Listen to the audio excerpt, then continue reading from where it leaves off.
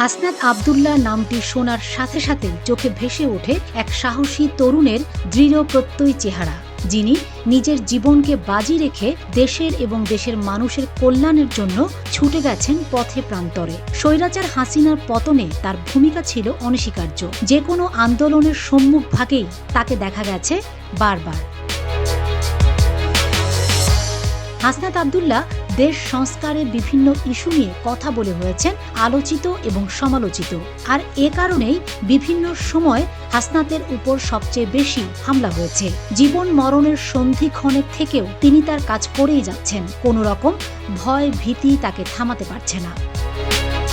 রান্নাঘর না হোক কান্নাঘর, গাজী কিচেন হুড স্বাচ্ছন্দ্যময় রান্নাঘরের বিশ্বস্ত সঙ্গী। হাসনাত আব্দুল্লাহ সহ অন্য সহযোদ্ধারা মিলে নতুন দেশ গড়ার স্বপ্ন নিয়ে গড়ে তুলেছেন এনসিপি।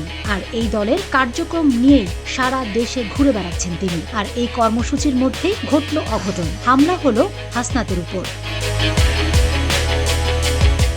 গাজীপুরের চান্দনা চৌরাস্তা এলাকার জ্যামে আটকে থাকা গাড়িবহরে হামলার শিকার হয়েছেন জাতীয় নাগরিক পার্টির দক্ষিণাঞ্চলের মুখ্য সংগঠক হাসনাত আব্দুল্লাহ।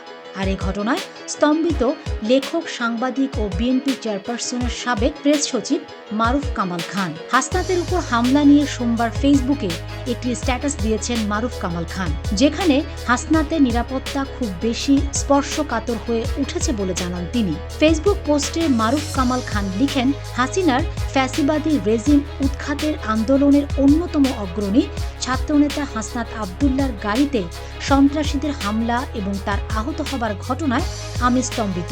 এর আগেও তার উপর হামলা হয়েছে। তিনি আরও লিখেন, সব নাগরিকের নিরাপত্তার দায়িত্ব রাষ্ট্রের, কিন্তু বিশেষ কারণে যাদের নিরাপত্তা বেশি ঝুঁকিপূর্ণ তাদের নিরাপত্তা বিধানে রাষ্ট্রকে বিশেষ গুরুত্ব দিতে হবে। বারবার হাসনাতের উপর হামলার কারণ হিসেবে তিনি লিখেছেন, হাসনাত সাহসী কিন্তু কৌশলী নয়। ফ্যাসিস্ট রেজিম উৎখাতের ভূমিকার কারণে তার নিরাপত্তা এমনিতেই ঝুঁকিপূর্ণ। এরপরেও সে আওয়ামী লীগকে নিষিদ্ধ করার ব্যাপারে উচ্চ কণ্ঠে বলে যাচ্ছেন। এছাড়া সেনা প্রধান সম্পর্কেও কিছুদিন আগে কিছু মন্তব্য করে হাসনাত বিতর্কের জন্ম দিয়েছিল। এমন একটি চরিত্রকে আঘাত করে যে কেউ সেই দোষ অন্যের উপর চাপাতে পারে, এটা মানা যায় না। যারা হাসনাতের গায়ে হাত তোলার দুঃসাহস দেখিয়েছে তাদেরকে দ্রুত চিহ্নিত ও পাকড়াও করে এমন সাজা দিতে হবে যা দৃষ্টান্ত হয়ে থাকবে। হাসনাত আব্দুল্লাহর গাড়িতে হামলার ঘটনায় তীব্র প্রতিক্রিয়া জানিয়েছেন লেখক, অ্যাক্টিভিস্ট ও রাজনৈতিক বিশ্লেষক পিনাকি ভট্টাচার্য। 4 এপ্রিল রাতে নিজের অফিসিয়াল ফেসবুক পেজে এক পোস্টে তিনি লেখেন, হাসনাত আব্দুল্লাহ জুলাই বিপ্লবের আত্মাকে ধারণ করে। তার উপরে হামলা জুলাই বিপ্লবের স্পিরিটের উপরে হামলা।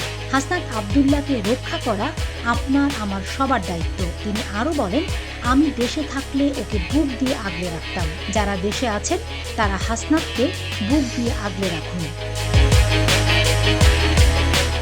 Fatema Shilu, GTV news.